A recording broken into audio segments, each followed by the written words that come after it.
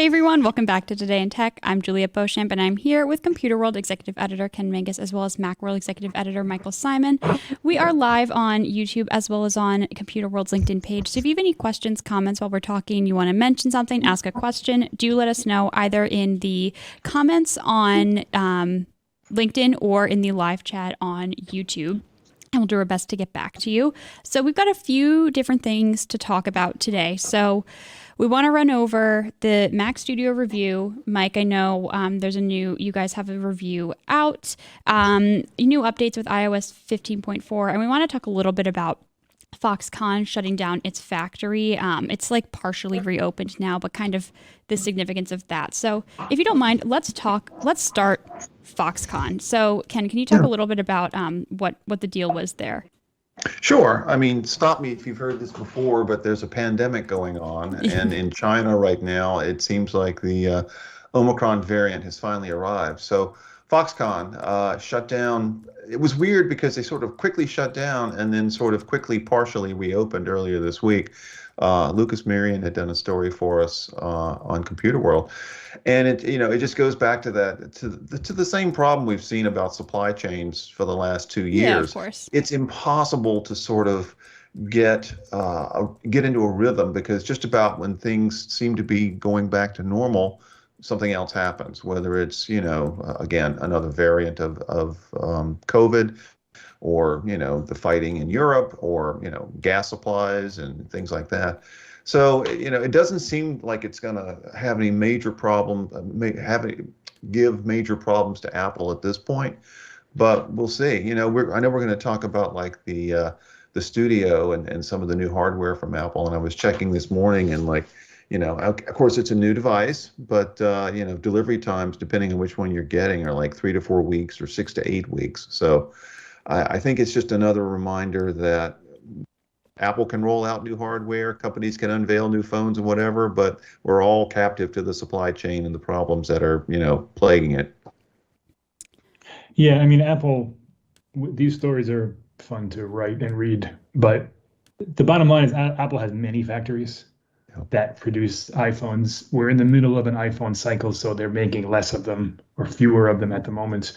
So if it's going to happen, this was kind of a better case scenario than it was last year when, they were having chip problems. And, it seems to be getting better. If you look at Apple's delivery estimates, which is really what we have to go on. I'm not a supply chain analysis or analyst, but looking at the across the board from the iPad to the iPhone and as you said, the Mac Studio, maybe a week or two, not too bad. You can go to the store and basically pick up anything right now. Amazon has them in stock. So there are, Apple isn't going to have the hit that it took in that holiday quarter, which was like, I don't know, 8 billion or some craziness. 8 or 9 billion. Yeah, exactly. So that's not what this is. But it's a reality check that, there is some turmoil in the world, that part of the world, if you will. And we have a pandemic and, there's a labor shortage and there's delivery shortages and there's all sorts of issues going on. The fact that they're able to get anything anywhere is nothing short of miraculous, to be honest. Hey, Michael, I'm curious, in terms of talking about the Mac Studio, I've wondered because obviously there's the base model, 1999 model, then there's the one with the M1 Ultra, which is the more expensive one, and that's the one that's 6 to 8 weeks. Do you think that's because Apple made less of them, or because they're popular and that's the one everybody wants? Or is it any way to know? I would think it's because they made fewer. Even if you look at the reviews, like we got a Max. Bunch of our contemporaries got M1 Max. A couple of sites got the Ultra, not many of them, and I think that's why, because it's a $4,000 computer. So Apple's going to make fewer of them, and that's just how that's going to go. I mean, they might not even really stock. They probably won't stock them at stores. So like you might never be a next day item. And buy, okay. Like the Mac Pro is not an Apple Store device. So the M1 Ultra might be one of those devices that isn't a next day thing. It's a next week thing. Yeah. Okay. So yeah, I mean that's definitely a high end. I mean $4,000 is a lot to drop on a computer. I was just going to make one quick point, and that is when it comes to Apple supply chain and delivery times, Apple almost always under promises and over delivers. So even those, those devices Sure. that may be 3 to 4 weeks out, you get you get to 2.5 weeks and Yeah. suddenly it's shipped, And let's not forget, before all this started, when a new product came out, you did not get it immediately, ever. You always had to wait. Sometimes, remember when the AirPods Max came out, it was like 4 months. Look at the Apple polishing cloth. I mean, Apple's stuff is in demand. So yeah, Drink. the supply chain. There Polishing you go. cloth. You have I've it got too. my polishing cloth, baby. I've got one tucked away.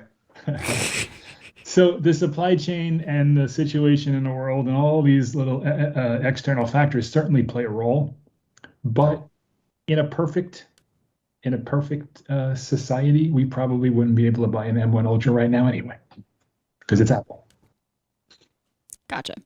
So, I mean, well, I guess my question is then, Mike, what's the deal with it? How did the review go? What was the first look like? What's the consensus that you all reached? Yeah. Roman Loyola, our Mac expert, who's been with us for, I don't know, 15 years maybe. Something. I'll link his review. Longer than me. How about that? He took a look at it, and Apple gave us a nice, it wasn't like a 2-day thing. He's had about a week to spend some time with it, and yeah, his consensus opinion is that it's awesome. If you need it, Right. It supplies power that's equivalent to a really high-end Mac Pro or a really high-end Windows desktop, and it's priced accordingly. You don't get a keyboard, you don't get a mouse, you don't get a monitor, you just get the Mac Studio. That's it. It's like buying a Mac Mini, but the Mac Mini is $700. You have to need that power. But if you do, this is like, it's like, Shangri-La. We've been asking for this forever, right?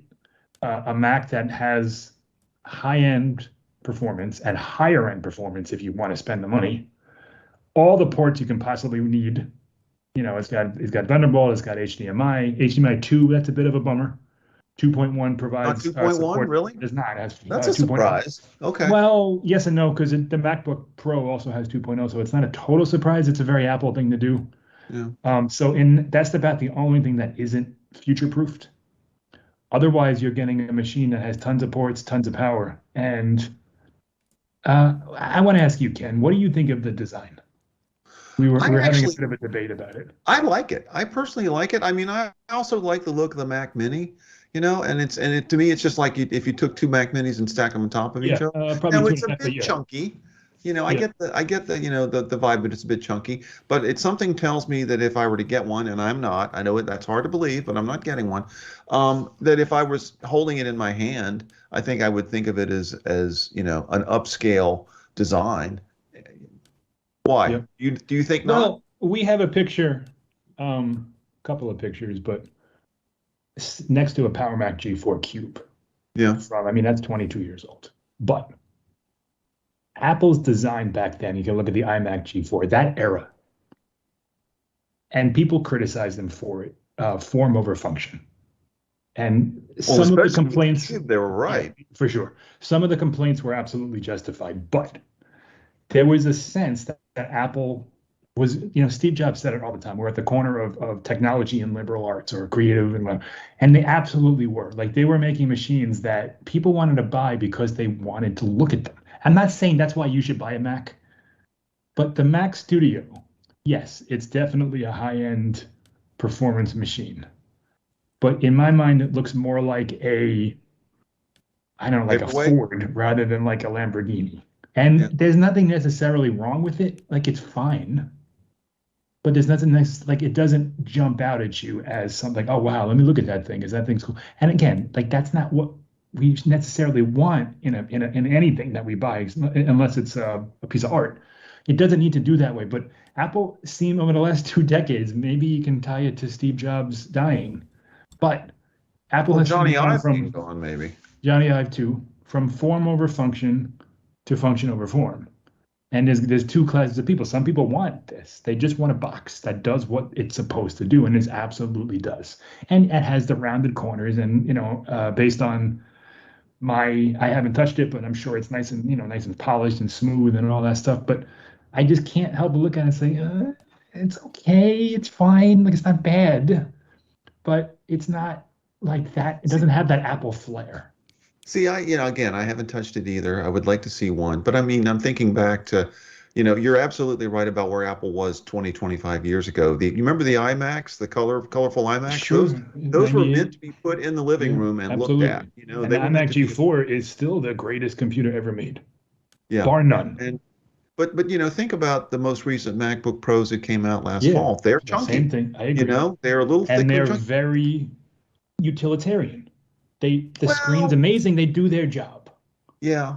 I mean, when I nicknamed my MacBook Pro Tank because it feels like a tank when you're using it and holding it, And so I mean, I can find beauty even in just function, Sure. And there's a case to be made for that. And there's a whole class of users that are probably thrilled that Apple does seem to be prioritizing the function, in the sense that this Mac Studio, the reason why it's so thick is because it has a big giant cooling mechanism. Yeah, well, and that's for the M1 Ultra, right? Well, it's not really. No, they both have it. The M1 Ultra is made of copper.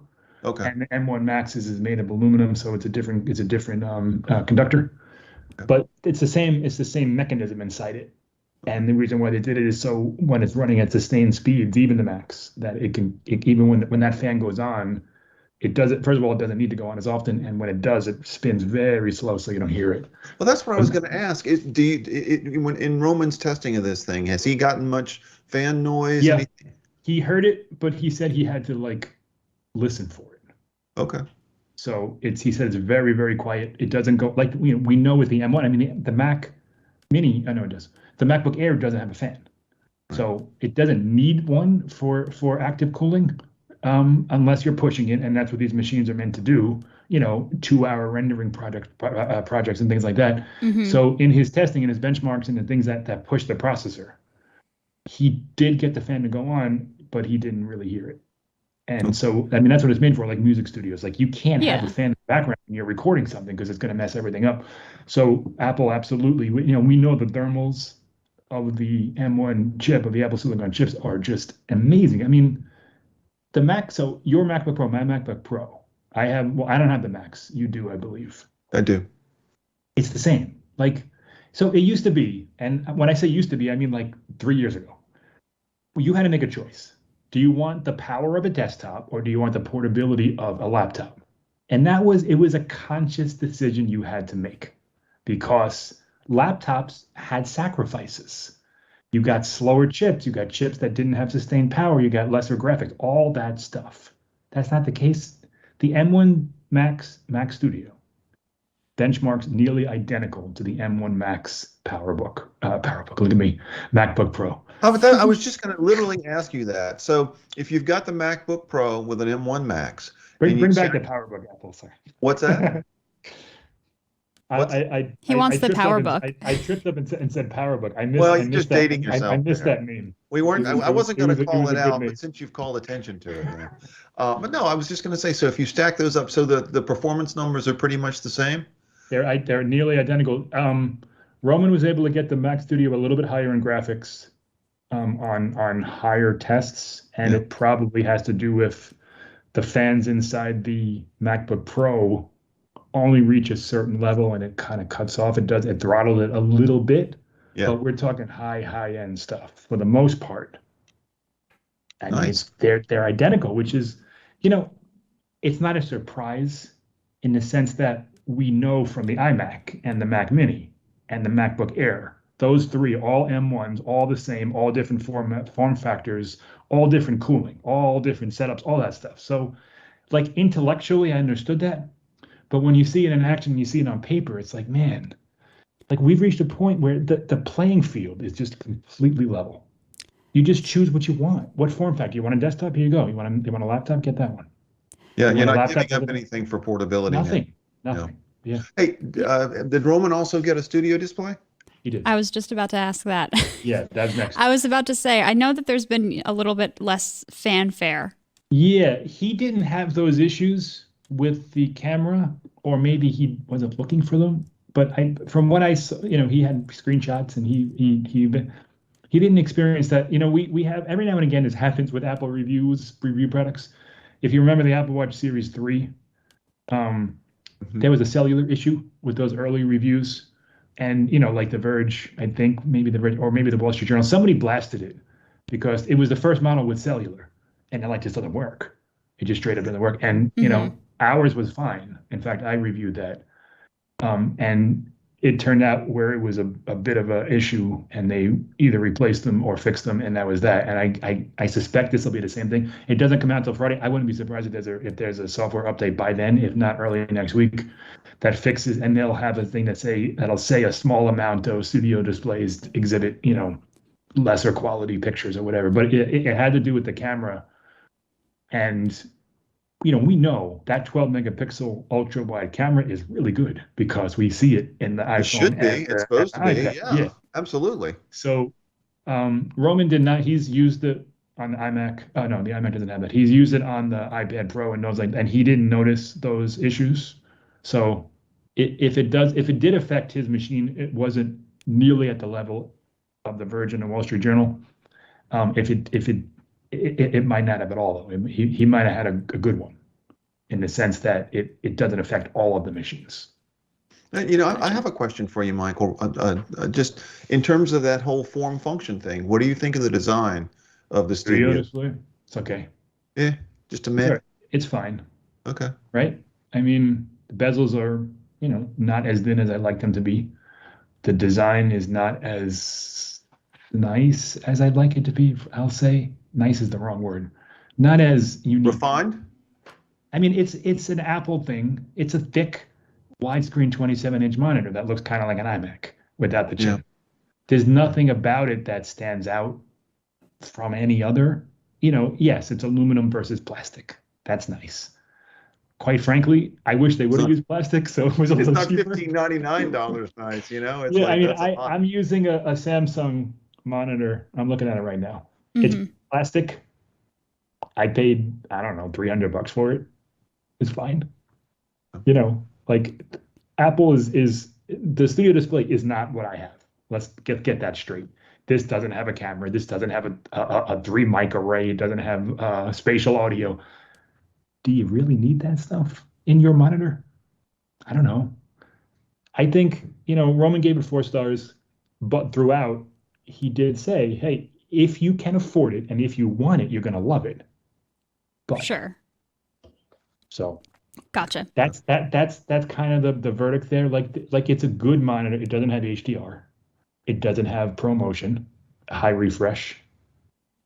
Okay, you're missing some stuff. It's still a good 5K monitor, a really good quality. I mean, Apple's displays are great. It's not mini LED, so the blacks, really dark gray, not like you get on the MacBook Pro. Yeah, gotcha. It's good. It's really good. Where do you think it should be priced? I think it's probably worth $1,600. Okay. Based on how Apple built it, based on what Roman described, it's a really nice monitor. Okay. I would have been happier if Apple made a $999 monitor and made some sacrifices. Sure.